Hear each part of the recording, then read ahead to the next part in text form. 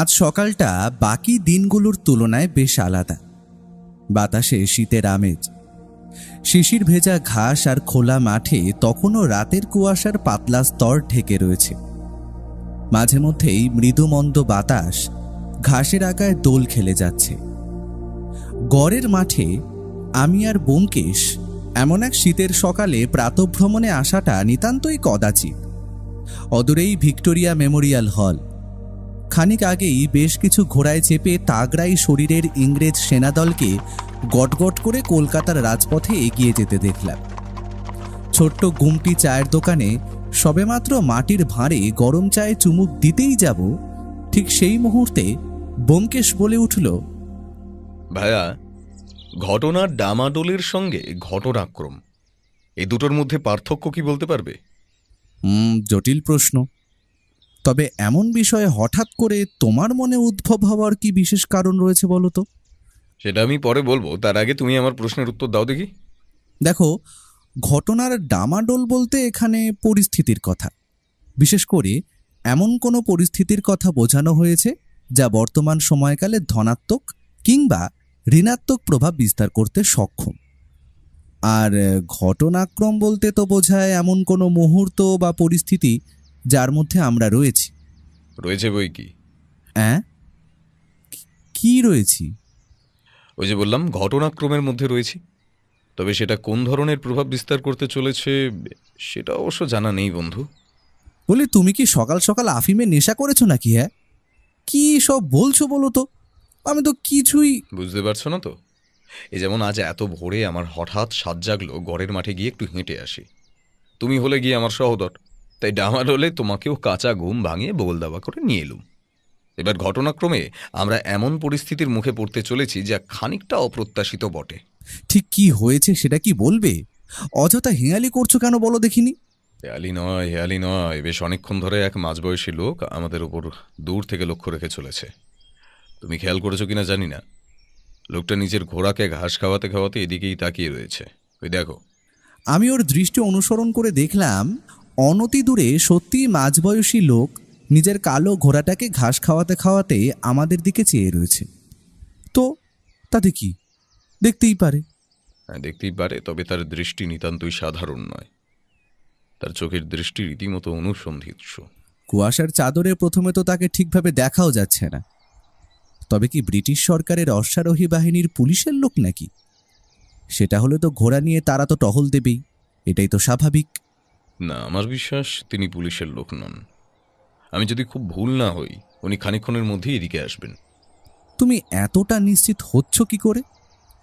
আমার ষষ্ঠ ইন্দ্রিয় সেটাই বলছে। হয়তো ওনার কোনো বিশেষ প্রয়োজন রয়েছে। হাসালে ভায়া। হ্যাঁ, মানছি লালবাজারে তোমার সাথে মাঝে মধ্যে প্রয়োজন হয়। তোমার বাঙালি মক্কেলের সংখ্যাও নেহাত কম নয়। তবে আজ পর্যন্ত এমন কোনো ঘটনা ঘটেনি যেখানে কোনো লোক এই ভোরবেলায় তোমায় কেস এনে হাতে তুলে দেবে। এটা আমি মানতে পারলাম না ভায়া। ওই যে প্রথমেই বলেছিলাম, ঘটনাক্রমে আজ ঠিক এমনটাই ঘটতে চলেছে। চাটা শেষ করে মাটির ভাঁড়টা নোংরা ফেলার জায়গায় ছুঁড়ে ফেলে একটা সিগারেট ধরাতেই যাব, ঠিক সেই সময় বাতাস কাঁপিয়ে একটা চিহি চিহি শব্দ কানে এলো। কালো তেজিয়ান ঘোড়াটা এদিকেই ছুটে আসছে। তার পিঠে বসে থাকা সেই মাঝবয়সী লোকটা লাগাম টেনে ধরতেই ঘোড়াটা তার সামনের দুই নাল পড়া পায়ের খুর শূন্যে তুলে মাটিতে রাখল। ঘোড়া থেকে মাটিতে নেমে দাঁড়ালো সেই ভদ্রলোক। পায়ের জুতোর গটগট শব্দ তুলে চায়ের দোকানে ঢুকে সোজা আমাদের সামনে এসে দাঁড়ালো। আমার মনে হচ্ছে আমি আপনাকে কোথাও দেখেছি, কিন্তু কিছুতে মনে করতে পারছি না। এরকম মনে হওয়ার কারণটা কি জানতে পারি? ওয়েল, আমি আপনাকে মোস্ট প্রবাবলি লালবাজার থানায় দেখেছি। তবে আপনি সেখানে কি করছিলেন কিংবা আপনার নাম ঠিকানা কি সেটা মনে করতে পারছি না মিস্টার। আমাকে মনে পড়ার তো কোনো বিশেষ কারণ খুঁজে পাচ্ছি না। আমি নিতান্তই একজন ছাপোষা মানুষ, সাধারণ বাঙালি ঘরের সন্তান। না না, আপনি সাধারণ কোনো মানুষ হতেই পারেন না। আমার বিশ্বাস আপনি ক্রাইমের সাথে যুক্ত। আপনার নামটা একটু জানতে পারি, যদি কিছু মনে না করেন? নমস্কার, আমার নাম ব্যোমকেশ বক্সী। হ্যাঁ, কাজের সূত্রে মাঝে মধ্যেই লালবাজারে যাতায়াত করতে হয় বই কি। আমার পেশা সত্যের অন্বেষণ করা। একদম একদম, এবার পুরোপুরি আমার মাথায় এসেছে আপনার কথা। আপনি একজন প্রাইভেট ইনভেস্টিগেটর, তাই তো? যদি ভুল না করি। তা বলতে পারেন, আপনাদের ভাষায় ওটাই। তবে আপনার সাথে আমার কিছু কথা বলার আছে, অত্যন্ত গুরুত্বপূর্ণ বিষয়। আপনি যদি এই সকালেই আমার বাড়ি যেতে পারেন তবে সবটা খুলে বলতে সুবিধা হয় আর কি। আপনার বাড়ি আমন্ত্রণ জানাচ্ছেন যখন, তাও আবার আমার মতো একজন লোককে, আমি অবশ্যই যাব। তবে আপনার গুরুত্বপূর্ণ বিষয়টি প্রথমে শুনবো, তারপরেই ঠিক করব আপনার কেসটি নেব কিনা। এই কাছেই আমার বাড়ি। আমি ঘোড়াটাকে নিয়ে আগে আগে চলছি, আপনার আমার পিছন পিছন আসুন, কেমন? ভদ্রলোকের কথা শুনে আমি ওকে ফিসফিসিয়ে বললাম, বলি ব্যাপারখানা কি হে? সকাল সকাল অজানা একটা লোক নিজে যে তোমায় নিজের বাড়িতে ডেকে নিয়ে যাচ্ছে, তাও কেন সেটা না জেনে আমরা ওনার পিছু পিছু চলেছি। কাজটা কি সেটা কি এখানে বসে বলা সম্ভব? তবে আমি একা নই, সঙ্গে তুমিও যাচ্ছ। ভদ্রলোক লালবাজারে এর আগেও আমায় দেখেছে, যে জানে আমার পরিচয় এবং পেশার সম্বন্ধেও বেশ অবগত। সেটা তো কথা শুনেই বুঝতে পেরেছো আশা করি। তার মানে তুমি বলছো কি নতুন কোনো কেস এলো? না মানে আজ পর্যন্ত তো এরকম হঠাৎ করে তোমার কাছে কোনো রকম কেস নিয়ে আসতে দেখিনি। তোমার মক্কেলরা তো অধিকাংশই বাড়ি বয়ে কেস নিয়ে যায়। আপনি আমাদের কেন ডেকে নিয়ে যাচ্ছেন? চুপচাপ চলো, ব্যাপারটা কি সেটা তো গেলেই জানতে পারবো। লোকটার পেছন পেছন হাঁটতে হাঁটতে বেশ খানিকটা পথ পেরিয়ে একটা সুদৃশ্য দুইতলা বাড়ির সামনে এসে দাঁড়ালাম। ভদ্রলোকের বাড়িতে নিজস্ব একটা বড় আস্তাবল রয়েছে, সেটা দেখে অবাক হলাম। আর তাতে সারি বেঁধে দাঁড়িয়ে রয়েছে পরপর ৮-১০টা তাগড়াই ঘোড়া। নিজের ঘোড়াটিকেও তিনি সেইখানে বেঁধে রেখে ফিরে এলেন। ভদ্রলোক গেট ঠেলে বাড়ির ভেতরে ঢুকতেই একটা বিরাট সাইজের কুকুর ঘেউ ঘেউ শব্দ করতে করতে আমাদের দিকে তেড়ে এলো। আরে পিটার, পিটার, চিন্তার কিছু নেই, ওনারা আমাদের নতুন গেস্ট, ওনাদের নিয়ে চিন্তার কিছু নেই। ওই ভদ্রলোক কুকুরটার মাথায় হাত বুলিয়ে কথাগুলো বলতেই সে ছুটে এসে ২ পা তুলে আমাদের গায়ের গন্ধ বেশ খানিকক্ষণ শুঁকে নিয়ে এক প্রকার নিশ্চিত হয়ে আবারও ঘরের ভেতরে ছুটে গেল। চিন্তার কোনো কারণ নেই, ও কিছু করবে না। আমার আস্থা বলে ঘোড়াদের দেখাশোনার দায়িত্বের জন্য লোক আছে, আর পিটার ওদের পাহারাদারদের কাজটা করে। বাহ, বিষয়টা বেশ ভালো। তবে আপনি আমায় যে কেসটা দিতে চলেছেন সেটা কি ঘোড়া সংক্রান্ত কিছু কি, বা রেসের মাঠের মধ্যেকার কিছু? বিরাট হল ঘরের মাঝে একটি সোফার দিকে ইঙ্গিত করে ভদ্রলোক বললেন, প্লিজ হ্যাভ আ সিট। আমরা দুজনে সোফায় বসতেই ভদ্রলোকও সামনের আর একটা সোফায় গা এলিয়ে বসে পড়ল। নাও get back to the business. হয়তো খুব তাড়াতাড়ি আমি আপনাদের বাড়ির ঠিকানায় যেতাম, ভালোই হলো আজ দেখা হয়ে গেল। ঘটনাটা ঠিক কি একটু খুলে বলবেন? বলবো, আর বলবো বলেই তো ডেকে এনেছি। কলকাতা শহরে এত গোয়েন্দা থাকতে হঠাৎই বাঙালি গোয়েন্দার এমন কি প্রয়োজন হয়ে পড়লো আপনার? সেই রকম কিছুই না। পরশুদিনই আপনাকে লালবাজারে গিয়ে দেখেছিলাম আমার ঘোড়ার মিসিং রিপোর্ট লেখানোর জন্য গিয়ে, আর আজকে আপনাকে সকালে দেখতে পেয়ে চিন্তা করি যে ব্যাপারটা আপনার সঙ্গে আলোচনা করা উচিত। সবই ঠিক আছে, কিন্তু আপনি আমাকে এখনো নিজের পরিচয়টাই কিন্তু দিয়ে ওঠেননি। হে, দেখলেন তো, একদম ভুলে গেছি। এত কথা বললাম আর নিজের পরিচয়টাই দিইনি। নমস্কার, আমি রঞ্জন বসাক।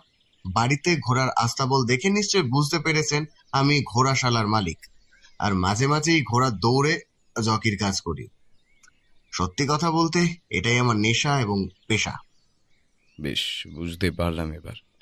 আপনি আমার আসল সমস্যার কথায় আসুন এবার। নিশ্চয়ই। আপনারা হয়তো জানেন না, আমার ঘোড়াশালে যে কটা ঘোড়া রয়েছে প্রত্যেকটির দাম 10 লাখ টাকার উপরে। আর আমার সব থেকে লাকি এবং প্রিয় ঘোড়া ছিল চেতক, যে অত্যন্ত তাগড়া এবং অত্যন্ত শক্তিশালী ঘোড়া। আর সব থেকে বড় কথা, সে হলো সেই ঘোড়ার বংশ যে রাজপুতানা ঘোড়ার ব্লাড লাইন।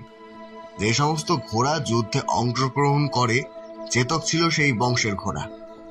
এক কথায় বলতে পারেন সে ছিল আমার কাছে সোনার ডিম পাড়া রাজহাঁসের মতন, কারণ সে আমার রেসের মাঠে বহু রেস জিতিয়েছে। এত বড় সম্পত্তি এবং প্রতিপত্তি তার জন্যই বলতে পারেন। এই 3 বছরে সে একটাও রেস হারেনি। রেসের মাঠে ওর নম্বর ছিল 21, আর সেই নম্বরের টাকা লাগিয়ে আমি সবাই জানতো চেতক জিতবে। একজন তো আমার চেতকের জন্য 50 লাখ টাকা দাম অব্দি দিয়েছিল, কিন্তু সে আমার প্রাণের থেকেও প্রিয় হওয়ায় তাকে আমি বেচতে চাইনি। তবে এই 4 দিন আগে হঠাৎ করেই ঘোড়াশাল থেকে দেখি চেতক উধাও হয়ে গেছে। ভোরবেলা এবং বিকেলবেলা ট্রেনার রামু ওকে নিয়ে চড়াতে যেত। সেই দিনই বিকেলবেলা গিয়েছিল, তবে রাত 8টা বেজে যাওয়ার পরও দেখছি ফিরছে না। তখন আমি খোঁজ করি, কিন্তু কোথাও তাকে খুঁজে পাইনি। আর তারপর দিন থেকেই ঘটে যায় এই সমস্ত ঘটনা। কি ঘটনা? আর আপনি তৎক্ষণাৎ পুলিশে জানাননি? সেই রাতে আমি আর পুলিশকে খবর দিইনি, কারণ ভেবেছিলাম হয়তো সকালে ওকে রামু নিয়ে আসবে। তবে সব থেকে অবাক করা ঘটনা হলো, পরের দিনই সকালে ঘুম থেকে উঠে দেখি আমার আস্তাবলের বাইরে রামুর লাশ পড়ে আছে। বীভৎসভাবে তার গলা কেটে তাকে খুন করা হয়েছে। সঙ্গে সঙ্গে আমি পুলিশকে খবর দিই আর ঘোড়া মিসিং রিপোর্ট লেখাই। তারপর ইনভেস্টিগেশন হয়, পুলিশ আমায় জেরা করে। তবে ঘোড়াটি আমি এখনো পাইনি ব্যোমকেশবাবু। তাই তাই আপনি আমাকে এখানে ডেকে এনেছেন প্রথমত ঘোড়াটি উদ্ধার করার জন্য, এবং অপরদিকে আপনার সেই ঘোড়ার পরিচালক রামুর মৃত্যুর তদন্ত করার জন্য, তাই তো? একদমই তাই। এই হলো সমস্ত ঘটনা। এবার আপনি দয়া করে আমাকে সাহায্য করুন। চেতককে আমায় যে কোনো উপায় হোক খুঁজে বার করে দিন। আপনাকে আমি 2 লক্ষ টাকা অবধি দিতে রাজি আছি, আপনি যদি ওকে খুঁজে বার করে দিতে পারেন। 2 লক্ষ টাকার কথা শুনে আমি একটু হলেও বিষম খাচ্ছিলাম, কিন্তু যতটা হোক নিজেকে সামনে নিলাম। কারণ এই মন্দার বাজারে ও একটা কেস সলভ করার জন্য 5 থেকে 10,000 টাকা নেয়, তবে একেবারে 2 লক্ষ! সত্যি কথাটা শুনে খানিক ভিড়মি খেলাম। আপনার ঘোড়াটির অনেক ছবি আছে আশা করি। তার মধ্যে একটা ছবি যেটা কয়েক মাসের মধ্যে তোলা হয়েছে সেটা আমায় দিন।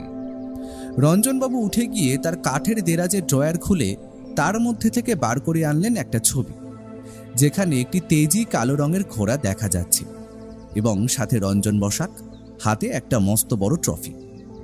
দেখেই বোঝা যায় এটি কোনো রেস জেতার পর তোলা হয়েছে। ও সেই ছবিটা নিজের পকেটে চালান করতে করতে বলল, হ্যাঁ রঞ্জনবাবু, আপনার কি কারোর ওপর সন্দেহ হয় যে ঘোড়াটি চুরি করতে পারে বলে? সত্যি কথা বলতে রেসের মাঠে অনেকেরই ক্ষোভ ছিল। চেতক প্রতিবারই জিতে যেত। অপরদিকে আমায় অনেক অনেক বড় অ্যামাউন্টের চেক দেওয়া হয়েছিল চেতককে বেচে দেওয়ার জন্য। তার মধ্যে অন্যতম হলেন জসবন্ত সিং, এক মারোয়ারি শেঠ। তিনি আমায় 50 লক্ষ টাকাও অফার করেন, তবে আমি সেই লোভে পা দিইনি। তার জন্য অবশ্য লোকটার রাগের শিকার হতে হয়েছিল আমায়। আজ থেকে 3 মাস আগে লোকটা আমায় হুমকি দিয়েছিল। সে এই বলেছিল, ঘোড়াটা না বেচলে ভুল করলাম আমি, সে এর বদলা নেবে। আমার তাকে সন্দেহ হয়, তবে প্রমাণ ছাড়া তো কাউকে আর দোষী বলা যায় না। আচ্ছা, আপনার আস্তাবলটা একবার দেখব রঞ্জনবাবু, আর আপনার বাকি ঘোড়াগুলোর ওপরেও একবার চোখ বোলাতে হবে। অবশ্যই, চলুন না। সে তো আমার পরম সৌভাগ্য যে আপনারা আমার আস্তাবলের ঘোড়াতে দেখবেন। ও এবং আমি দুইজনেই ঘোড়ার আস্তাবলটা অত্যন্ত ভালো করে খুঁটিয়ে দেখলাম। সেখানে বাকি 8টা রং বেরঙের তাগড়াই ঘোড়া ছাড়া অন্য কিছু চোখে পড়ল না আমার। ও সব জায়গাটা ভালো করে ঘুরে দেখল, আর অপরদিকে যেখানে রামুর মৃতদেহটা পড়েছিল সেই জায়গাটাও দেখল। এবার আমাদের চোখ গেল আস্তাবলের মধ্যে ঘোড়াকে খড় খাওয়াতে থাকা একটি লোকের দিকে।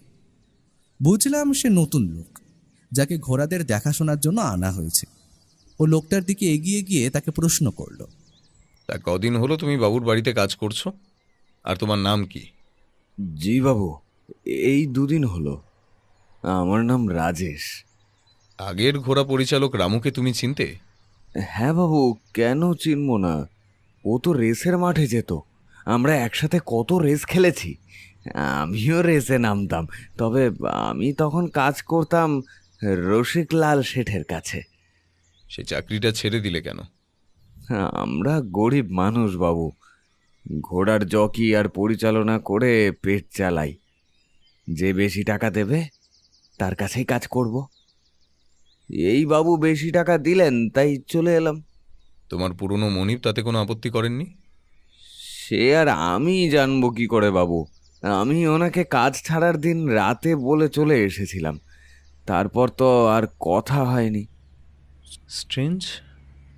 রঞ্জনবাবু এক রাতের মধ্যে একজন ঘোড়ার পরিচালক পেয়ে গেলেন? এত তাড়াতাড়ি ওদের পাওয়া অত্যন্ত কঠিন আমি বলে জানতাম, কিন্তু রাজেশকে আমি আগে থেকেই চিনতাম। রেসের মাঠে অনেকবারই দেখাও হয়েছিল।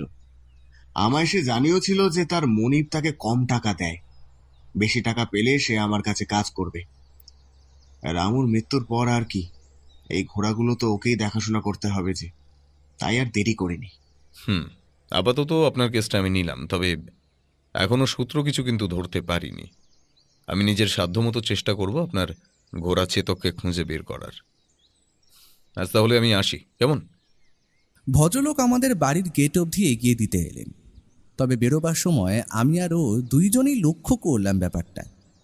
একটা ঘোড়ার বিরক্তিসূচক আওয়াজ শুনতে পেয়ে ই ঘোড়া মোর বাত কাহে নেই শুনতা, পাজি জানোয়ার। বলে হাতের চাবুকটা তীব্র গতিতে চালিয়ে দিল ঘোড়াটার গায়ে। ব্যাপারটা আমাদের নজর এড়ায়নি। আমরা বাড়িতে ফিরে এলাম। বাড়ি ফিরে ও আর আমি সকালের প্রাতরাশ গলাধকরণ করে সে একটা সিগারেট ধরিয়ে ব্যালকনিতে দাঁড়িয়ে কিছু একটা চিন্তা করছিল। এমনিতেই বৌঠান কয়েকদিন হলো বাড়িতে নেই। সে 3 দিন যাবৎ বাপের ঘরে গিয়েছে। এখন রান্নার আর বাড়ির সমস্ত কাজের দায়িত্ব পুঁটিরামের ওপর। ওর বিয়ের আগে আমরা তো পুঁটিরামের হাতের রান্নাই খেতাম, তবে বৌঠানের সুস্বাদু রান্নার স্বাদ পেয়ে ওইটা আর ছাড়তে ইচ্ছে করে না। সত্যি বৌঠান আমাদের রূপে গুণে যেন স্বয়ং মা লক্ষ্মী। আমি ওকে বিচলিত দেখে তাকে প্রশ্ন করলাম, তো ভায়া, কি চিন্তা করছো? 2 লাখ টাকাটা পকেটে এলে সেটা নিয়ে কি করবে, কিছু ঠিক করলে? তোমার হয়েছে ওই এক জ্বালা। আগে তো গাছটা লাগাই, তারপর তার পরিচর্যা, তারপর না হয় ফলের আশা। তা এখন কি ঠিক করলে? আমাদের করণীয়টা কি? প্রথমত আমাদের কেসটা নিয়ে যে এগোবো তার কয়েকটা মোটের সূত্র পেয়েছি আমরা। যেমন ঘোড়াটি অপহরণ, এখন জানতে হবে ঘোড়াটিকে চুরি করে কার কী লাভ থাকতে পারে।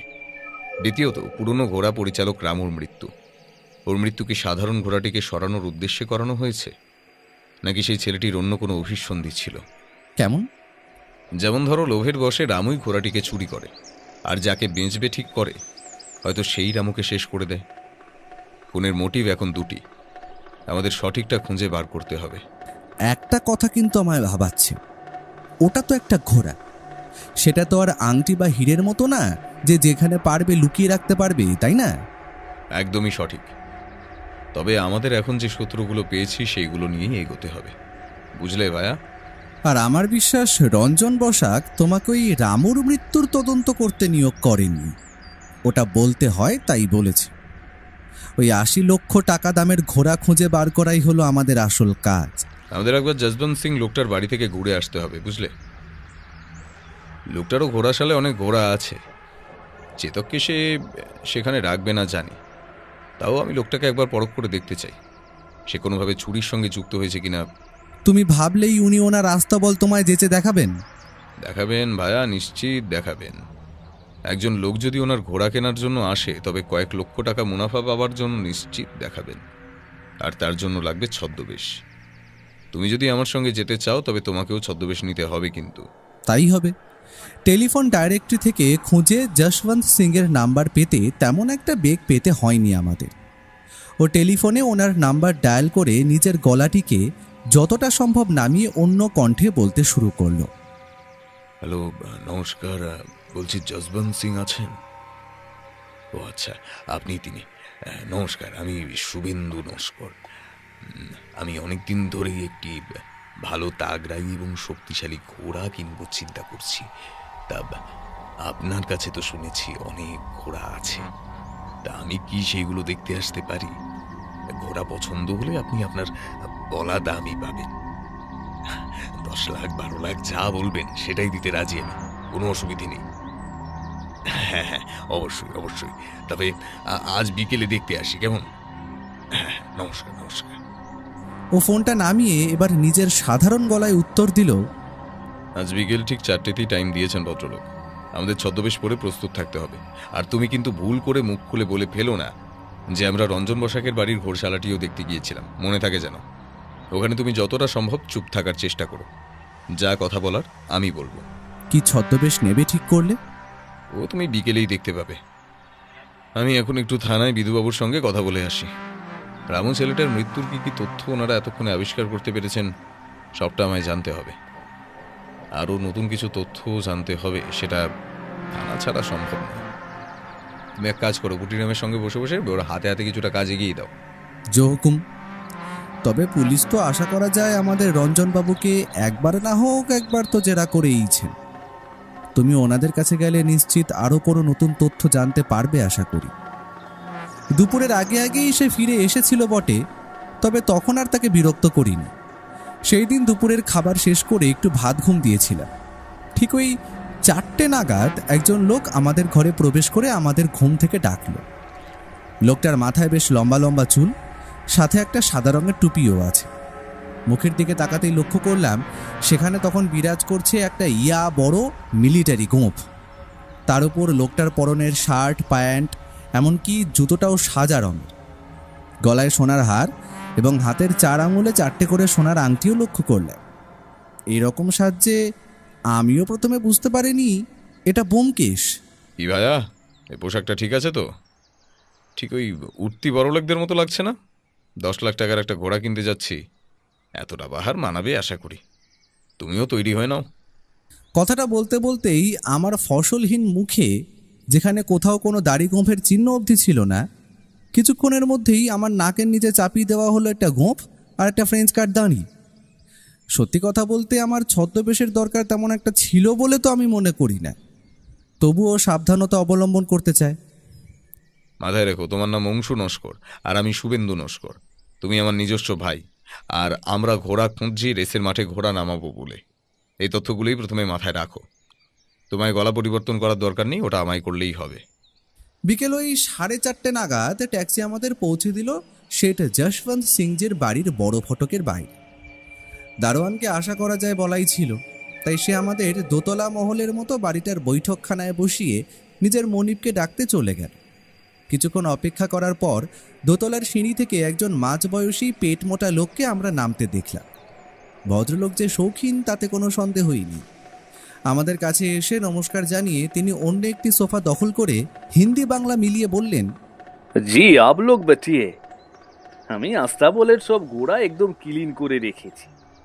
All are very good Suvendu বাবু। আপনি যেটা দেখবেন সেটাই আপনার পছন্দ হয়ে যাবে। All horse are very good blood line.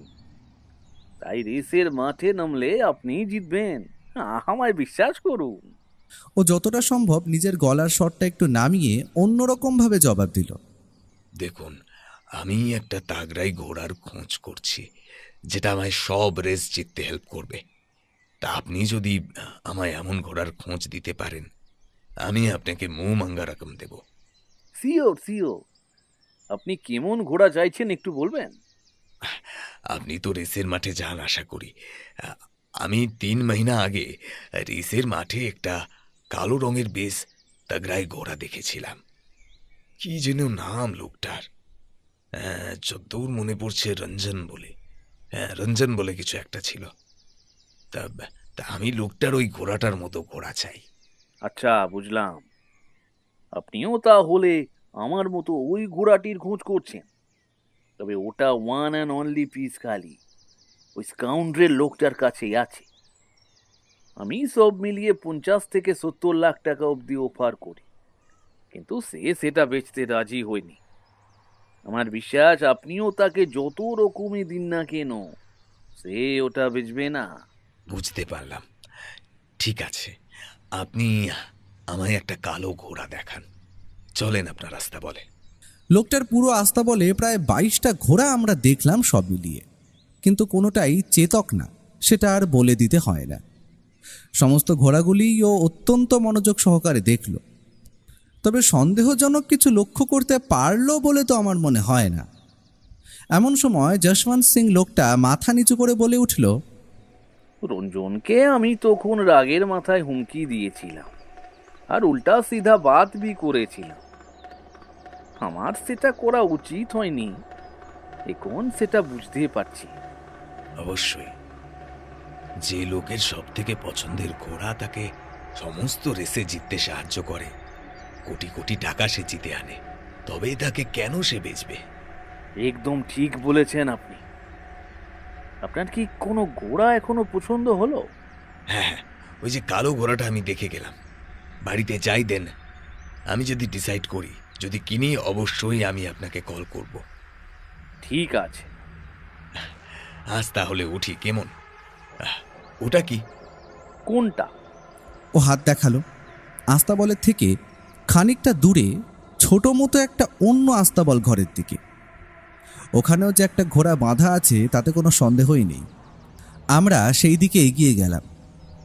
ও আমার সব থেকে প্রিয় ঘোড়া লক্ষ্মী, তবে ও এখন অন্তঃসত্ত্বা, তাই ওই ঘোড়াটাকে সবকটার থেকে আলাদা করে রেখেছি। আমার বুকের ভেতরটা কেমন যেন ধুকপুক করতে শুরু করলো। বুঝতে পারলাম ওটা রোমাঞ্চে এবং নতুন তথ্য আবিষ্কারের আশায়। ওই আস্তাবলে যে ঘোড়াটি আছে সেটা চুরি যাওয়া ঘোড়াটি নয় তো? ও ঘোড়াটাকে আপনি বেচবেন না আশা করি, তবুও কি তাকে দেখা যায়? লোকটা হয়তো নাই বলতো, তবে আমতা আমতা করে হ্যাঁ বলল। হ্যাঁ দেখবেন বলছেন, মানে না, চলুন দেখাই আপনাদের। তবে ওটা কিন্তু বিক্রির জন্য না, ও আমার সব থেকে প্রিয় ঘোড়া। ওটা আমি নিজের পার্সোনাল ইউজের জন্য রেখেছি। ও কিন্তু কোনোদিন রেসের মাঠে যায়নি, সুতরাং আপনাদের ওকে দেখে তেমন একটা লাভ হবে না। তাও বলছেন যখন, চলুন। ভদ্রলোক আমাদের নিয়ে গেলেন ওই ছোট আস্তাবলের দিকে। তবে ঘোড়াটিকে সম্পূর্ণভাবে চারিদিক থেকে ঘিরে রাখা, ভালো করে দেখা না গেলেও বুঝতে পারলাম এটাও কালো রঙের, তবে বেশ তাগড়াই। ঘোড়াটা আমাদের দেখে অবজ্ঞা ভরে একটা নিঃশ্বাস ছাড়ল। আমরা সেই আস্তাবল থেকে বেরিয়ে এলাম রাস্তায়। রহস্য রহস্য, একটার পর একটা রহস্য ধরা দিচ্ছে। যা দেখলাম তাতে বুঝলাম লোকটা দেখতে সাধারণ হলেও বেশ একটা সুবিধের নয়। আর শেষের কালো ঘোড়াটিকে ঘিরে রেখেছে যেভাবে, সে কিছু একটা আড়াল করতে চাইছে। তুমি কি সন্দেহ করছো ওই ঘোড়াটি চেতক? সেটা এখনো বলার সময় আসেনি। বলে আমরা রাস্তার দিকে পা বাড়াতে যাব, এমন সময় অদ্ভুত একটা ঘটনা ঘটে যাবে আমি স্বপ্নেও কল্পনা করতে পারিনি। ব্যাপারটা আমার চোখের সামনে এতটা তাড়াতাড়ি বা আকস্মিকভাবে ঘটল তা বলার আমার ভাষা নেই। কারণ আমরা রাস্তা পার করে ওপারের দিকে যেতে যাব, ঠিক সেই সময় অপর দিক থেকে তীব্র গতিতে একটা সাদা রঙের গাড়ি ধেয়ে এলো আমাদের দিকে। রাস্তায় অন্য একজন মাঝবয়সী গোবেচারা লোকও রাস্তা পার করছিল। গাড়িটা যেভাবে আমাদের দিকে এগিয়ে আসছিল তাতে বলা চলে এক ধাক্কায় এসে 3 জন মানুষকেই সাবার করে দিত। আমি নিজের প্রতিবর্ত ক্রিয়ার ওপর ভরসা করে নিজেকে খানিকটা পিছিয়ে নিয়ে ওর উদ্দেশ্যে চিৎকার করে বলে উঠলাম, সরে যাও ওখান থেকে, না হলে বিপদ। ও যে কতটা চনমনে সেটা তখন লক্ষ্য করলাম। সে এক লাফে গিয়ে ধাক্কা মারল মাঝবয়সী লোকটাকে। সঙ্গে সঙ্গে সেও ডিগবাজি খেয়ে পড়ল পাশের রাস্তায়। সাদা রঙের গাড়িটা ততক্ষণে দ্রুত গতিতে পাশ কাটিয়ে হারিয়ে গিয়েছে অপর কোনো গলির মধ্যে। মাঝবয়সী ভদ্রলোকের হাতে পায়ে ভালো মতো কয়েকটা জায়গায় ছড়ে গেছে। আমি বুঝতে পারলাম কেউ বা কারা চায় না আমরা এই তদন্তে এগোই, তাই তারা পুরোপুরিভাবে আমাদের শেষ করে দিতে চেয়েছিল। কী রহস্য লুকানোর চেষ্টা করা হচ্ছে এখানে? আমরা কি পারবো সেই রহস্যের সমাধান করতে? সে যাই হোক, ও এখন লোকটার হাতে এবং পায়ে ছড়ে যাওয়া জায়গাগুলোর দিকে দেখে পাশের রাস্তার চায়ের দোকানের থেকে জল এনে সেখানে দিচ্ছে। রাস্তায় তখন ছোটোখাটো ভিড় জমা হতে শুরু হয়েছে। আমরা ভদ্রলোককে চায়ের দোকানে ধাতস্থ হতে রেখে সেখান থেকে বেরিয়ে পড়লাম বাড়ির উদ্দেশ্যে। ও খালি নিচু স্বরে আমায় বলল, ব্যাপারটা যতটা সহজ ভেবেছিলাম ততটা সহজ নয় এটা। প্রাণঘাতী হামলা যখন করানো হয়েছে, সুতরাং বলা চলে ব্যাপার অত্যন্ত জটিল এবং ঘোরতর। আমরা সঠিক পথেই এগোচ্ছি বন্ধু। সেই দিন বাড়িতে ফিরে ওকে বেশ চিন্তিত দেখলাম। কি চিন্তা করছে সেটা অবশ্য জিজ্ঞেস করা হলো না, কারণ ও কাজের সময় বা চিন্তা করার সময় বিরক্ত করা একদম পছন্দ করে না। সময় আসলে আশা করি ও নিজেই সবটা আমায় জানাবে। তবে আমার মনে তখন উঠিয়ে দিচ্ছে কিছু প্রশ্ন, যেমন এই হামলাটা কে করাতে পারে, আমাদের ওপর নজর রাখা হচ্ছে কি, যশবন্ত সিংয়ের আস্তাবলের সেই ঘোড়াটি কি চেতক, রামুর মৃত্যুর কারণ কি। এই সমস্ত কিছু চিন্তা করতে করতে আমি ঘুমিয়ে পড়লাম। রাতে একটা অদ্ভুত স্বপ্ন দেখলাম আমি, যেখানে একটা রেসের মাঠে একসাথে অনেকগুলো ঘোড়া দৌড়াচ্ছে, আর একটা কালো রঙের ঘোড়া সবকটা ঘোড়াকে পেছনে ফেলে ধুলো উড়িয়ে রেস জিতে নিল। স্বপ্নটা সত্যি অদ্ভুত। পরের দিন সকালে যখন ঘুম থেকে উঠলাম তখন প্রায় বেলা 10টার কাছাকাছি। আমি ওকে উদ্দেশ্য করে প্রশ্ন করলাম, কাল থানায় গিয়ে তেমন কিছু লাভ কি হলো? নতুন কিছু তথ্য কি আবিষ্কার করতে পারলে? হ্যাঁ, বিধুবাবু আমায় জানালেন যে রামু নামের যে ছেলেটি মারা গিয়েছে তার স্বভাব চরিত্র অত্যন্ত ভালো ছিল। সে ঘোড়াটিকে চুরি করতেই পারে না। ওনাদের বিশ্বাস ঘোড়াটিকে অপহরণ করে তারপরেই ছেলেটিকে মেরে ওইভাবে ফেলে দেওয়া হয়। আর বিধুবাবু অন্য একটা বিষয়ও জানান যে রেসের মাঠে নাকি আজকাল কিছু স্মাগলিং জাতীয় জিনিসও ঘটছে সবার অগোচরে। পুলিশ অনেকদিন থেকেই তাদের ধরার চেষ্টাও করছে। ওইসবের পেছনে নাকি লুকিয়ে আছে অনেক বড় বড় মাথারা, যারা এক একটি গ্যাং বলা চলে। তবে আমি বিশ্বাস করি ঘোড়াটি চুরি হওয়ার পেছনে এই গ্যাংয়ের কোনো একটা তো হাত আছে, কারণ যে খুনটা হয়েছে তা কিন্তু একজনের পক্ষে করা অসম্ভব। তার মানে এখন তোমার মাথায় 3টে দায়িত্ব চাপলো আশা করি। কারণ প্রথমত রামু ছেলেটির খুনের তদন্ত তুমি করছো, অপরদিকে ঘোড়া উদ্ধার, আর অপর একটা কাজ, আর সবশেষে যোগ হলো এই নতুন স্মাগলিং গ্যাং। আমার বিশ্বাস এরা ছোটোখাটো চুনোপুটি নয়, এরা এক একটা রাঘব বোয়াল। আর এদের বাগে আনা এতটা সহজ হবে না। একটা কথা জানো তো ভাইয়া, কান টানলে মাথা আসে। ঘোড়া চুরির ঘটনা যখন বাইরে এসেছে তখন বুঝে নাও কানটা আমরা পেয়ে গেছি। এখন কানটা টেনে ধরতে পারলেই মাথাটাও বেরিয়ে পড়বে। আজ সকাল থেকেই একটা জিনিস কি তুমি লক্ষ্য করেছো? ব্যাপারটা আমি না ঘুম থেকে উঠে থেকেই দেখছি, তবে এখনো পর্যন্ত জানাইনি তোমায়। আমি কেসটা নিয়ে ঘরে বসে চিন্তায় মগ্ন ছিলাম, তাই অন্য কিছু ভাববার সময় হয়ে ওঠেনি। একবার ঘরের জানলার পর্দাটা সরিয়ে ওই রাস্তার পাশের বড় বটগাছটার দিকে তাকাও তো, দেখো তো কি দেখতে পাও। ও আমার কথা শুনে অপেক্ষা না করেই হালকাভাবে পর্দাটা সরিয়ে উকি মারলো আমার দেখানো বটগাছটার দিকে। তারপর আমার দিকে ফিরে বলল, সাধারণ গোবেচারা পাগল বলেই মনে হচ্ছে। আসলে হঠাৎ করেই আমাদের বাড়ির বাইরে বটগাছতলায় আজ সকাল থেকেই নতুন একটা পাগল এসে আস্তানা গেড়েছে। ওই লোকটাকে পুরো পাড়ায় এত বছর কোথাও চোখে পড়েনি। হঠাৎ করেই যেন আবির্ভাব হয়েছে তার। ও আমায় উদ্দেশ্য করে বলল, বুঝতে পারলাম তুমি সন্দেহ করছো আমরা যেমন ছদ্মবেশে শেঠজির বাড়ি গিয়েছিলাম সেই রকমই এই লোকটা আমাদের উপর নজর রাখছে, তাই তো? ব্যাপারটা কিন্তু হাওয়ায় উড়িয়ে দেওয়াও যায় না। তবে আমাদের এখন থেকে একটু সাবধানে চলাচল করতে হবে। লোকটা কি চায় সেটা কিন্তু আমরা জানি না, তাই সতর্ক থাকাটাই বুদ্ধিমানের কাজ। সেই দিন আমি আরও বেরিয়ে পড়লাম রামু নামক ছেলেটির বাড়ি। সত্যি হতদরিদ্র মানুষগুলোকে যেন চোখে দেখা যায় না। কথা শুনে যা বুঝলাম, ওরা কিছুই জানে না। তারা খালি জানতো যে ছেলে সেখানে কাজ করে, বাকি তারা কিছুই জানতো না। বাড়িতে 2টো ছেলে। রামু ছিল ছোট, তাই তার শোক আরও বেশি। পরিবারের সকলেই প্রায় কাজ করে। হতদরিদ্র পরিবারে অভাবের তাড়নাটাই বেশি। আমরা সেইখান থেকে তেমন কিছু তথ্য না পেয়ে বেরিয়ে এলাম রাজপথে। ওনাদের এমন অবস্থা দেখে খারাপ লাগছিল বটে, তবে কি আর করা যায়। বোমকে সোনাদের আশ্বাস দিয়েছে যে ও অন্য কিছু সাহায্য না করতে পারলেও ওনার ছেলের খুনিকে বা খুনিদের উপযুক্ত শাস্তি দেবে। একটা কাজ করো তো ভাইয়া, এই দুটোর মধ্যে কোনো একটা আঙুল ধরো। রাস্তার মাঝে এই কেমন বোকা বোকা কাজ। সত্যি মাঝে মাঝে বোধ করি ও কেমন শিশুর মতো হয়ে ওঠে। সে যাই হোক, আমি ওর হাতের একটা আঙুল ধরতেই সে বলল, তবে আজ আমরা বিকেল বেলায় ঘোড়ার রেস দেখতে যাব। রেসের মাঠে কি রহস্য লুকিয়ে আছে। অপরদিকে আমি খবর নিয়ে দেখেছি আজ রঞ্জন বসাকের নতুন ট্রেনের চেতকের বদলে অন্য ঘোড়া নিয়ে নামবে। সুতরাং বলা চলে আমাদের সেই রেস দেখতে যাওয়া উচিত। নতুন একটা অভিজ্ঞতা হবে, কি বলো? ভোরের স্বপ্ন সত্যি হয় জানতাম, তবে এত তাড়াতাড়ি পূরণ হয় সেটা জানতাম না। আমি এত বছর কলকাতায় থাকলেও কোনোদিন ঘোড়ার গাড়ি চড়িনি, আর এ তো সোজা ঘোড়ার রেস দেখাতে নিয়ে যাবে বলছে। মেঘনা চাইতে জল কথাটার এর থেকে ভালো উদাহরণ হয়তো আর কোথাও পাওয়া যাবে না আশা করি।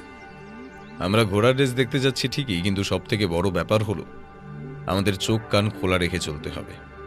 ধরে নাও সেখানেও আমরা তদন্তের জন্যই যাচ্ছি। আমরা কথা বলতে বলতে রাস্তা থেকে এগোচ্ছি, এমন করে হঠাৎ করেই আমাদের সামনে তীব্র গতিতে এসে থামলো একটা সাদা রঙের গাড়ি। এটা যে কালকের গাড়িটা যে আমাদের ধাক্কা মেরে ভবসাঙ্গ করতে চেয়েছিল তাতে আমার কোনো সন্দেহই নেই। তবে গাড়িটা এমনভাবে আমাদের সামনে এসে থামলো কেন? উত্তরটা ভাবার চেষ্টা করব, তার আগেই গাড়ি থেকে নেমে এলো কালো মাস্ক পরা এবং সারা শরীর কালো পোশাকে আপাদমস্তক ঢাকা 3জন লোক। এদের প্রত্যেকের হাতেই একটা করে পিস্তল। সুতরাং ওর কাছে নিজের বন্দুক থাকলেও সেটা এখন এতজনের সামনে বার করা সঠিক হবে না ঠিক করেই হয়তো ও নিজেকে আত্মসমর্পণ করে হাত দুটো ওপরে তুলে দিল। আমি ওর দেখা দেখি তাই করলাম।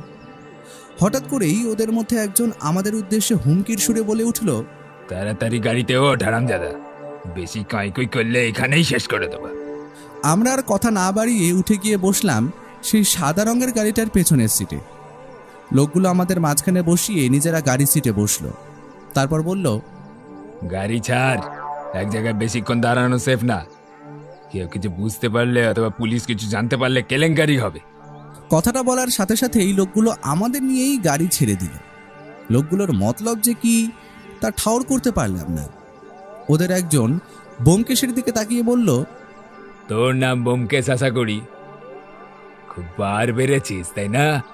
টিকটিকি হয়েছ, খুব বড় টিকটিকি। গোয়েন্দাগিরি ফলাচ্ছ। আজকের মতো ছেড়ে দিলাম, তবে পরের বার যদি সাক্ষাৎ হয় তবে মাথায় রাখবি সেটাই তোদের শেষ দিন। ওর নার্ভ যে কতটা শান্ত তা আজ ঠাউর করতে পারলাম। সে নিজের গলাটাকে যতটা সম্ভব চড়িয়ে বলল, তাদের মতো ভাড়াটে গুন্ডাকে এই টিকটিকি ভয় করে না।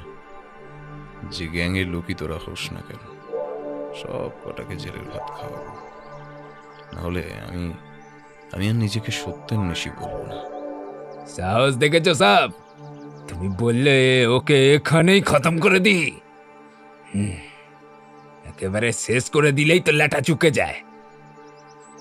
ঠিক আছে, হাইওয়ের মাঝখানে একটা ফাঁকা জায়গা দেখে গাড়ি থামাও, বাবাজিদের নামিয়ে দি। গাড়িটা থামলো ফাঁকা রাস্তার এক প্রান্তে। গাড়ির দরজা খুলে আমাদের ফেলে দেওয়া হলো রাস্তার ওপরে। তারপর তড়িঘড়ি গাড়িটা স্টার্ট নিয়ে আমাদের সামনে থেকে বেরিয়ে গেল। ও ততক্ষণে রাস্তা থেকে উঠে নিজের জামার নিচের দিকটা ঝাড়তে ঝাড়তে বলল, মার্কাস গ্যাং, ওটাই আমাদের নতুন ক্লু। ভাইয়া, লোকগুলো কিন্তু আমাদের ছেড়ে ভুল করলো। কুকুরের ল্যাজ যে বাঁকায়, কোনো দিনও তা সোজা হয় না। পরে তার ফল ওরা ভোগ করবে, মাথায় রেখো। ও যে মাঝে মাঝে কি বলে তা আমি নিজেই জানি না। সেই দিন বাড়ি ফিরে ও অপেক্ষা না করে কয়েক জায়গায় ফোন করলো শুধু। তার মধ্যে যে পুলিশের লালবাজারের বড়বাবু বিধুবাবুও আছেন সেটা আর বলে দিতে হয় না। ওকে জিজ্ঞেস করায় সে আমাকে বলল সে নাকি রসিকলাল শেঠের বাড়িতেও ফোন করেছিল। রসিকলাল শেঠ বলতে যার কাছে রঞ্জন বসাকের নতুন ট্রেনার রাজেশ কাজ করত। আর নতুন কি জানতে পেরেছে এটা জিজ্ঞেস করায় সে বলল, এই রসিকলাল সেটা কিন্তু গভীর জলের মাছ, কারণ এই লোকটাও রেসের মাঠে নিজের ঘোড়ায় টাকা লাগিয়ে বেশ ভালো মতোই রোজগার করে। বিধুবাবু জানালেন ওনার বাড়ি রাজপ্রাসাদের থেকে কম কিছু নয়। ভদ্রলোক এক কথায় বলা চলে ধন কুবের, আর তার একটা নয়, শহরে অনেক ব্যবসা আছে। তাই ওনাকেও নাকি সন্দেহের তালিকায় ধরতে হবে। আর ভুললে হবে না, এই লোকটাও যে রেসের মাঠে টাকা লাগায়। যদি চেতক প্রতিবার জিতে যায় তাহলে তো ওনারই ক্ষতি। তার জন্যই হয়তো হতে পারে তিনি ওই ঘোড়াটিকে অপহরণ করেছেন। অনুমান কোনো কথা বলে না বন্ধু, আমাদের দরকার প্রমাণ। তার জন্যই আজ রেসের মাঠে যাওয়া। বিধুবাবুও আসছেন, তবে রঙিন পোশাকে। তিনিও আমাদের সঙ্গে রেসের মাঠে যাবেন সব ব্যাপারটা বুঝে নিতে। তা আমরা কি সেখানে তদন্ত করতে যাচ্ছি? কাজটা গোপনে করলেও আমরা সেখানে যাব, ধরো মনোরঞ্জনের জন্য। কাউকে কিছু বুঝতে দেওয়া চলবে না। কথাটা শেষ হওয়ার আগেই আমাদের বাড়ির বাইরে বিধুবাবুর ভারী পুলিশ জিপের শব্দ শোনা গেল। বুঝলাম ভদ্রলোক তৈরি হয়ে এসে পড়েছেন আমাদের নিয়ে রেসের মাঠে যাওয়ার জন্য। কয়েক মিনিটের মধ্যে সিঁড়িতে ঠক ঠক বুটের শব্দ তুলে ভদ্রলোক প্রবেশ করলেন আমাদের ঘরে। ভদ্রলোককে আজ অনেকটা অদ্ভুত লাগছে। এর কারণ বোধ করি একটাই, সবসময় আমরা ওনাকে পুলিশ ইউনিফর্মেই দেখি, কিন্তু আজ তিনি রঙিন পোশাকে এসেছেন, তার জন্য আমাদের হয়তো এমন অবাক লাগছে। ভদ্রলোক এবার আমাদের উদ্দেশ্যে বললেন, তা আপনাদের হলো? রেস যে আধা ঘন্টার মধ্যে শুরু হয়ে যাবে। এখানে বসে থাকলে কিন্তু ময়না ফুরুত হয়ে যাবে ব্যোমকেশবাবু। আপনি একটা কাজ বোকার মতো করেছেন বিধুবাবু। আমাদের আজ পুলিশ জিপে সেইখানে গেলে চলবে না। পারলে ট্যাক্সি নিয়ে যাওয়া উচিত, যাতে কেউ কোনো সন্দেহই না করে। ব্যাপারটা আপনি ঠিকই বলেছেন, তবে এটা এইখানেই থাক। গাড়ি করেই যাওয়া যাক, আসার পথে নিয়ে যাব না হয়। আমরা তৈরি হয়ে একটা ট্যাক্সি করে বেরিয়ে পড়লাম ঘোড়দৌড়ের রেসের মাঠের উদ্দেশ্যে। কলকাতার রাস্তায় আজ বেশ ভালো রকমের ভিড় বলা চলে। কারণটা ঠিক ঠাউর হলো না। তবে ভিড় পেরিয়ে আমাদের গাড়ি রেসের মাঠে পৌঁছলো প্রায় 4টে বাজতে 5 মিনিট আগে। ভালো করে দেখুন বিধুবাবু, রঞ্জন বসাক আজ নিজে রেসে নেমেছে। চেতক নেই তো কি হয়েছে, ওনার ওই সাদা ঘোড়াটিও কম নয়। তবে ওই ঘোড়াটির ওপর বোধ করি আজ কম টাকা লেগেছে। অন্যদিকে 21 নম্বর ঘোড়াটি যে যশবন্ত সিংয়ের, তাতে কোনো সন্দেহই নেই আমার।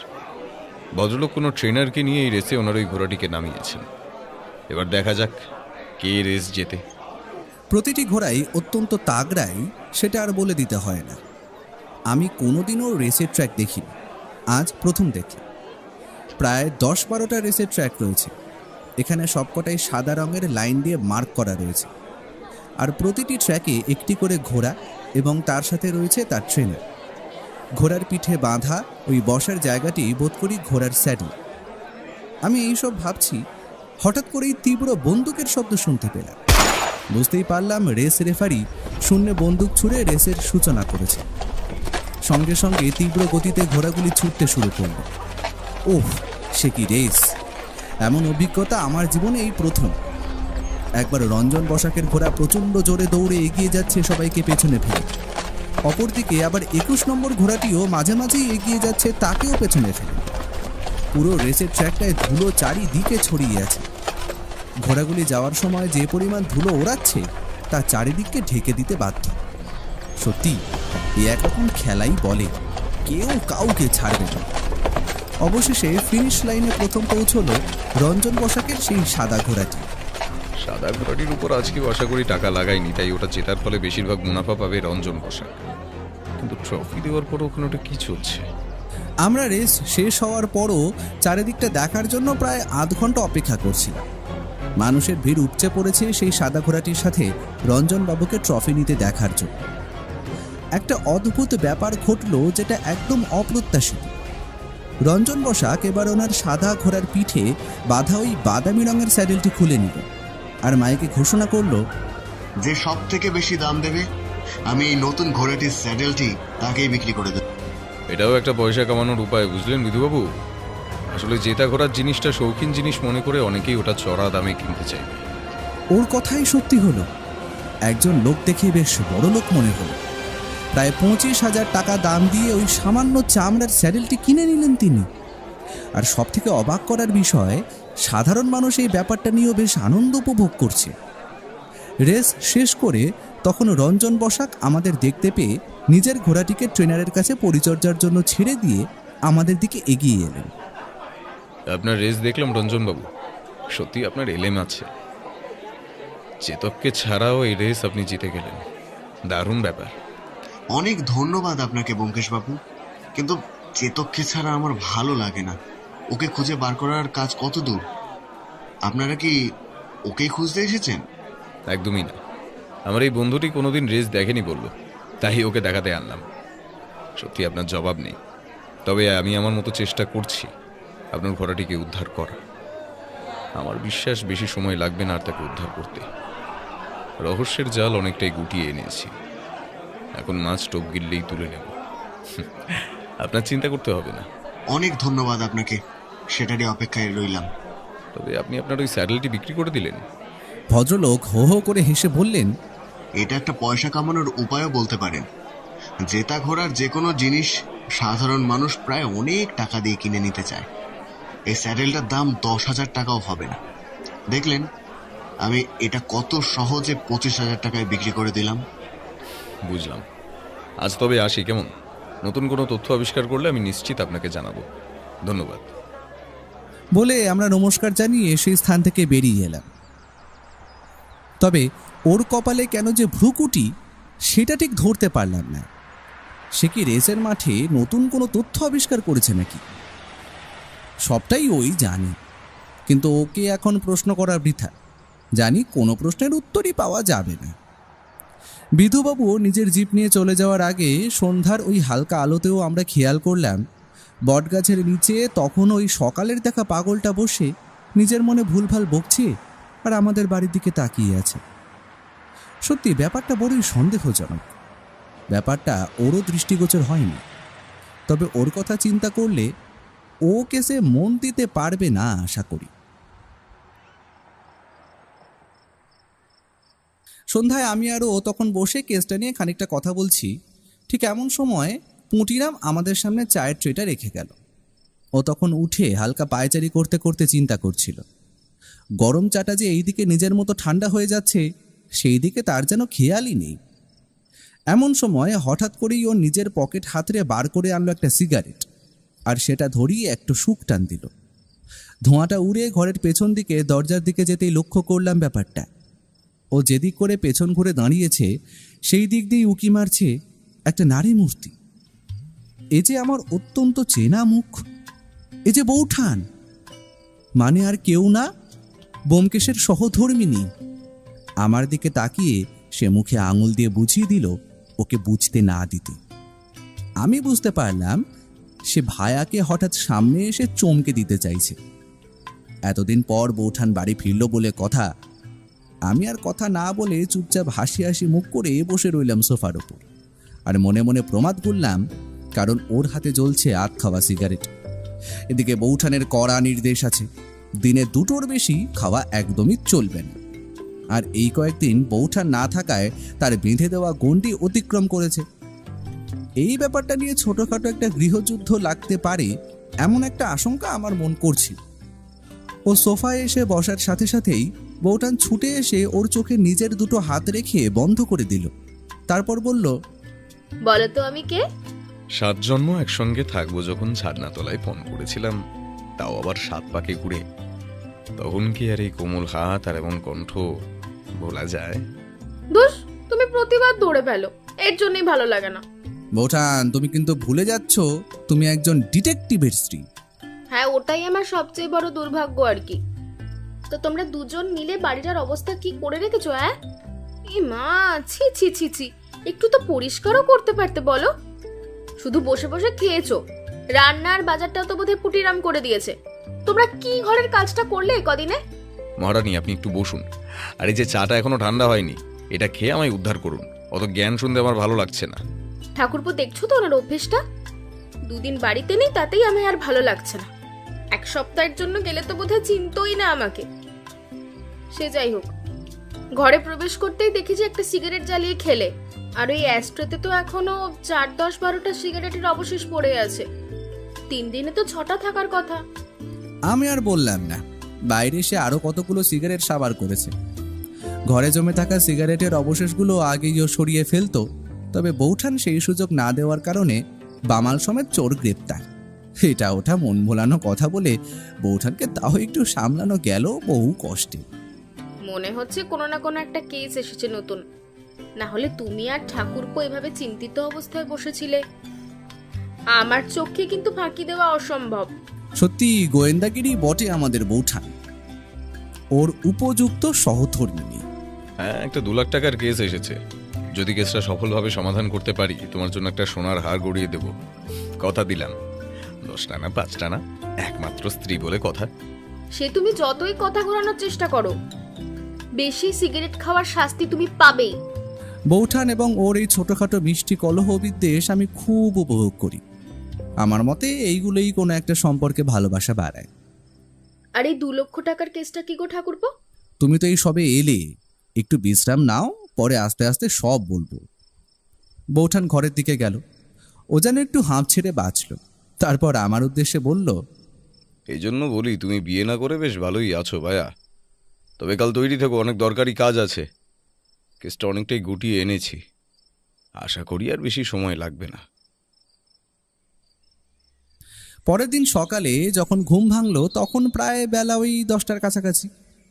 বৌঠানকে জিজ্ঞেস করায় সে বলল ও নাকি বাজারের দিকে গেছে। ও যখন ফিরল তখন বেলা ওই 10টা 30-এর কাছাকাছি। তড়িঘড়ি সে পোশাক পাল্টে আমায় উদ্দেশ্য করে বলল, ভাইয়া ওঠো, জলদি তৈরি হয়ে নাও। বিধুবাবু টেলিফোন করেছিলেন, একটা অত্যন্ত গুরুত্বপূর্ণ কাজ আছে। কোনোভাবে বিধুবাবু এবং পুলিশ নাকি সন্দেহ করেছেন রসিকলাল নামের এই লোকটা এই সমস্ত বিষয়ের সঙ্গে যুক্ত। সেখানে গেলে চান্স আছে আমরা রঞ্জন বসাকের ঘোড়াটির খোঁজ পেয়ে যেতে পারি। রসিকলাল মানে ওই রঞ্জন বসাকের কাছে ট্রেনার হিসেবে জয়েন করা ছেলেটির পুরনো মনিব, তাই তো? হ্যাঁ, একদম ঠিক বলেছো তুমি। আমরা কি ঘোড়াটার বিষয়ে খালি তদন্ত করতে যাচ্ছি? আর সার্চ ওয়ারেন্ট কি পেয়েছেন বিধুবাবু? একদমই না, আমরা ঘোড়াটির বিষয়ে তদন্ত করতে যাচ্ছি না। আমরা যাচ্ছি আরও বড় কিছুর একটা দাও মারতে। কারণ আমরা যে মার্কাস দলের কাছ থেকে হুমকি পেয়েছিলাম আর যারা আমাদের উপর গাড়ি থেকে প্রাণঘাতী হামলা চালায়, বিধুবাবু নাকি সন্দেহ করছেন এই সমস্ত কিছুর পেছনে মাস্টারমাইন্ড হলেন এই রসিকলাল। আর মার্কাস গ্যাংকে পরিচালনার দায়িত্বেও নাকি আছে এই রসিকলালই। তার মানে তো স্মাগলিংয়ের ঘটনার সাথে ওনার যোগ থাকতে পারে, কি বলো? অবশ্যই বিধুবাবুরা তো সেটারই সন্ধানে যাচ্ছেন।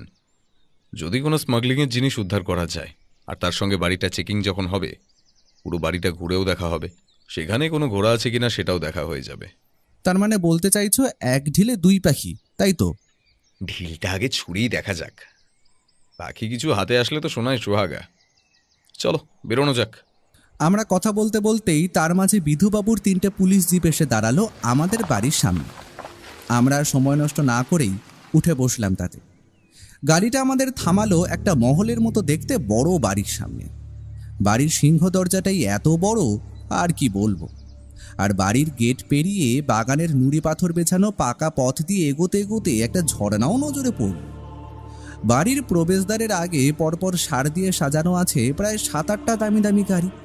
বোঝাই যাচ্ছে ভদ্রলোকের টাকার কোনো অভাব নেই। বাইরের দারোয়ান পুলিশ দেখে আগেই চুপচাপ দাঁড়িয়ে পড়েছে। বিধুবাবু এবং সমস্ত পুলিশ বাহিনী, তার সাথে আমরা সোজাসুজি প্রবেশ করলাম বাড়ির ভিতর। বাড়ির উল্টো দিকের বাগানেই একটা আস্তাবল চোখে পড়ল আমাদের। একজন ম্যানেজার গোছের লোক এগিয়ে এলো বিধুবাবুর দিকে।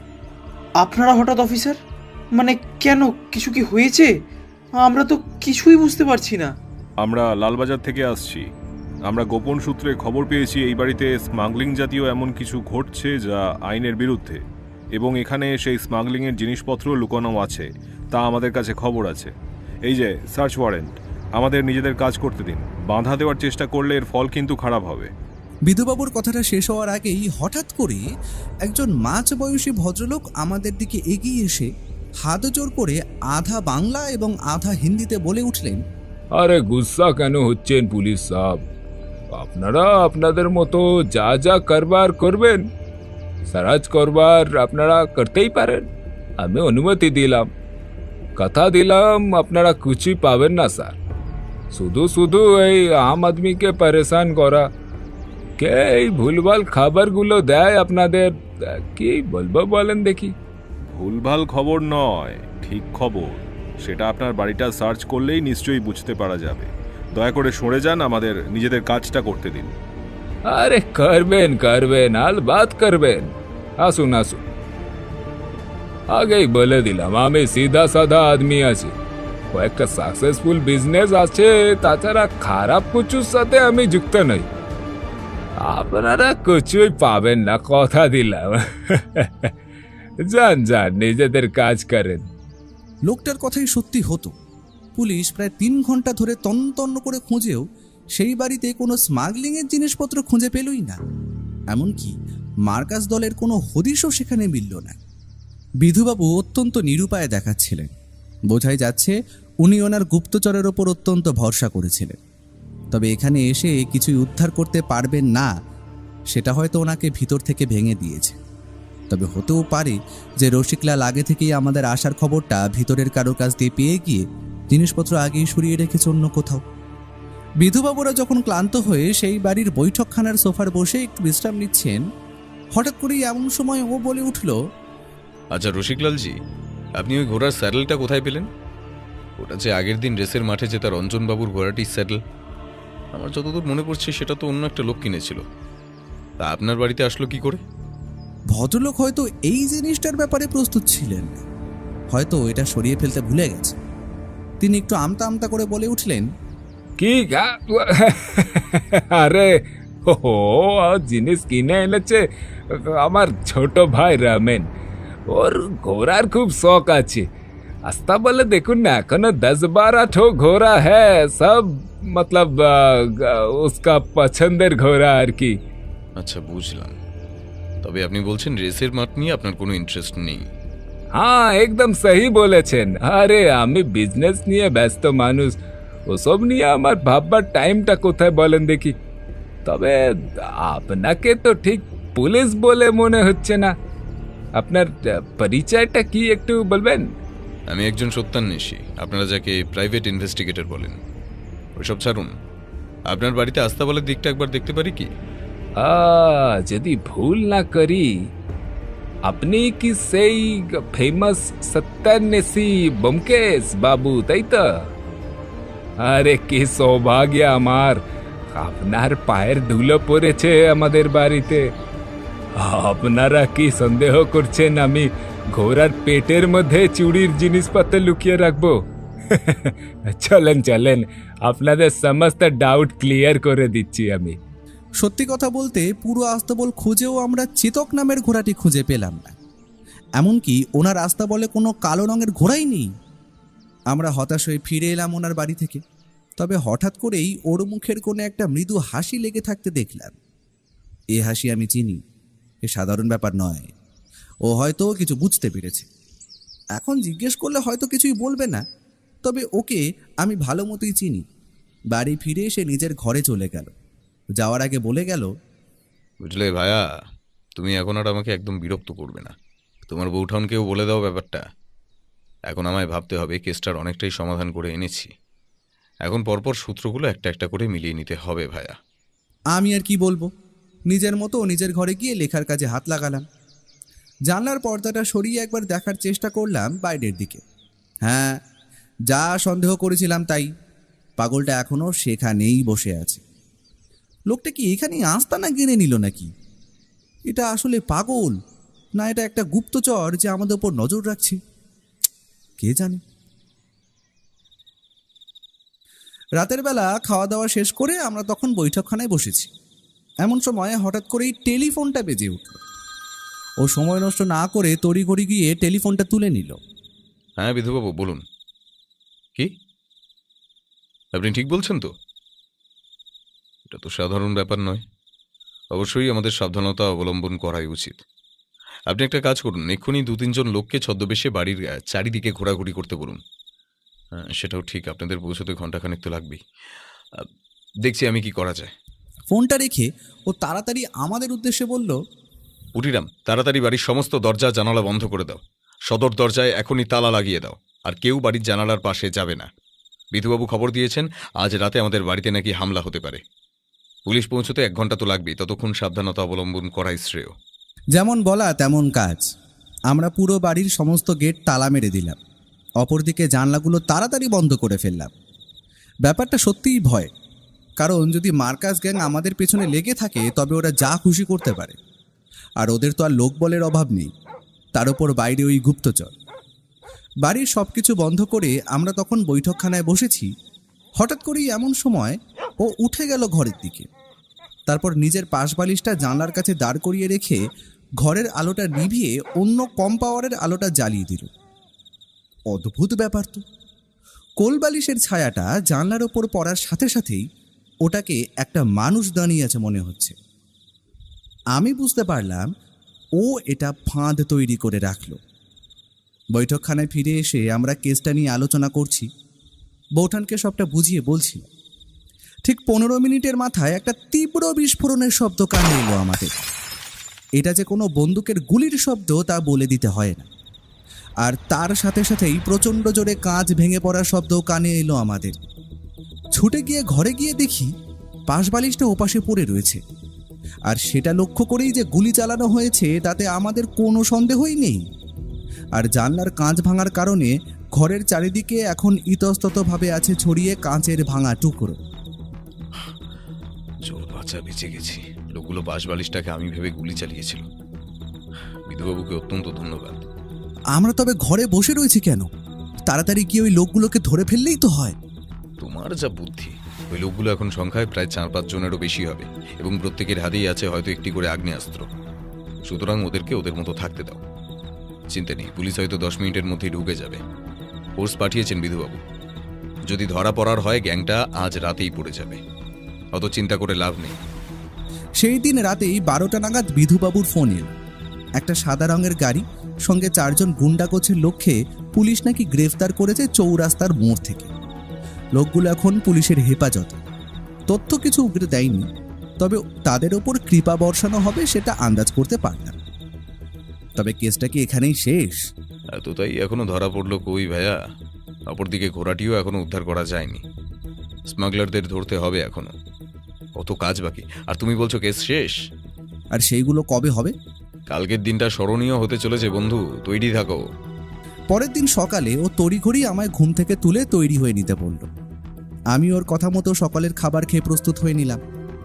বাইরে ততক্ষণে 4টে পুলিশ জিপ এসে দাঁড়িয়েছে।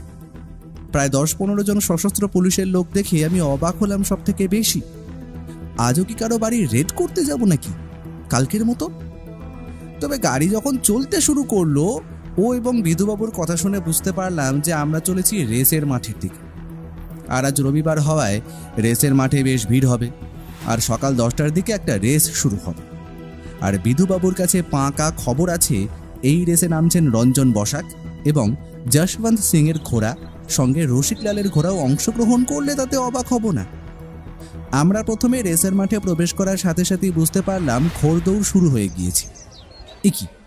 এই যে রাজেশ, সে আজ একটা কালো রঙের ঘোড়ার ওপর চেপে এই রেসে অংশগ্রহণ করেছে। ঘোড়াটার পিঠের কাছে লোম এবং লেজের কাছে লোম সম্পূর্ণ বাদামি। তবে অদ্ভুত ব্যাপার হলো, ঘোড়াটা বড়ই চেনা ঠেকলো আমার। রীতিমতো এবারেও দেখলাম রেস শেষ হতেই বিজেতা রঞ্জন বসাকের ঘোড়া।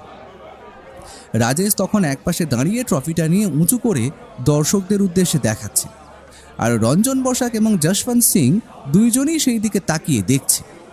এমন সময় হঠাৎ করেই ঘটে গেল ব্যাপারটা।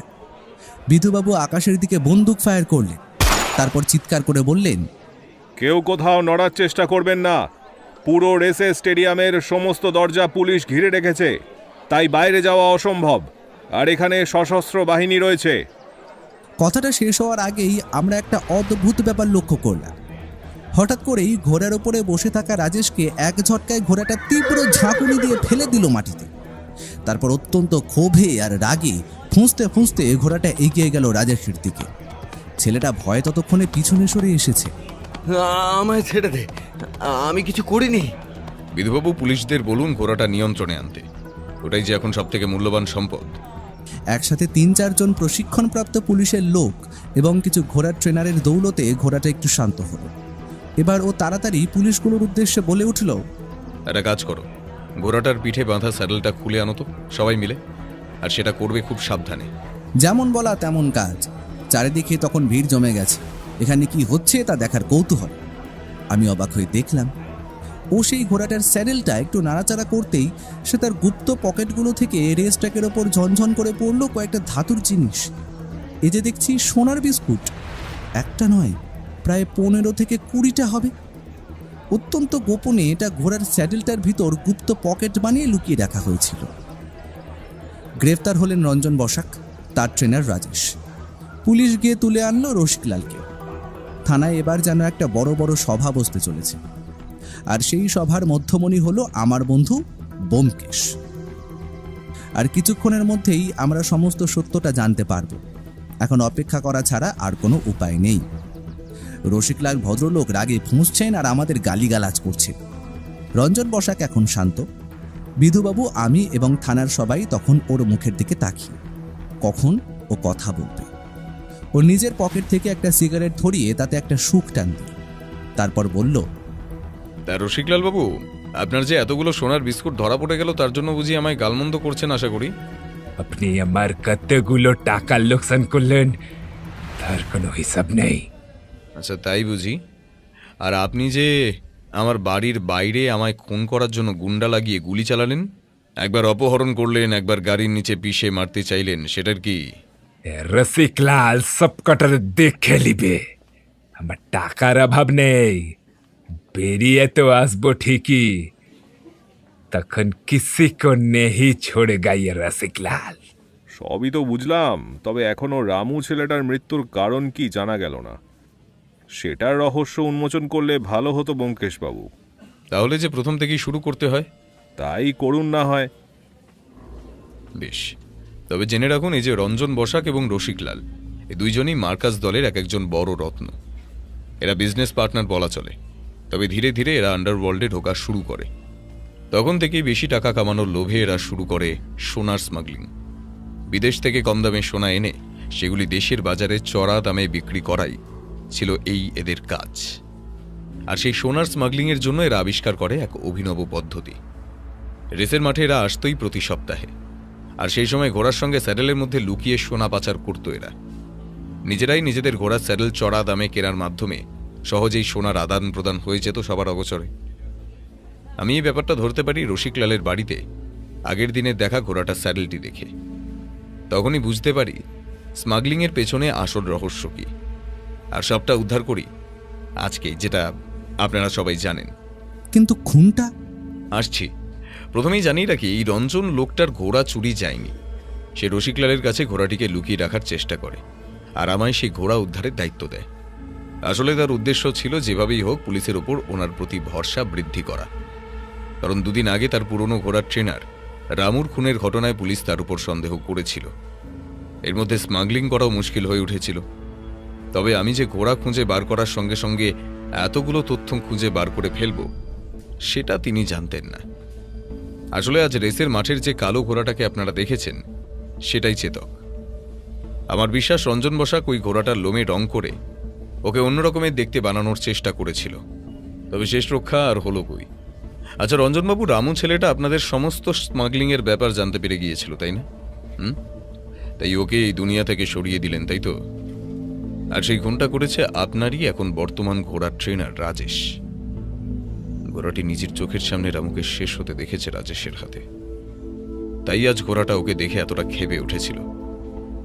তাহলে সব কথাই জানা হয়ে গেছে আশা করি। ঘোড়াও উদ্ধার হলো, স্মাগলার দলও ধরা পড়ল, এবং অন্যদিকে খুনিও এখন গ্রেফতার হয়েছে। তবে আমার কাজ শেষ বলা চলে। আজ উঠি, নমস্কার। আমরা বেরিয়ে এলাম সেখান থেকে। 2 লক্ষ টাকা ওর ভাগ্যে জোটেনি বটে, তবে মার্কাস গ্যাং এবং আসল খুনিকে ধরিয়ে দেওয়ার জন্য ও যে পারিশ্রমিক পেয়েছে, তাতে 4-2 মাস শুয়ে বসে কেটে তো যাবেই।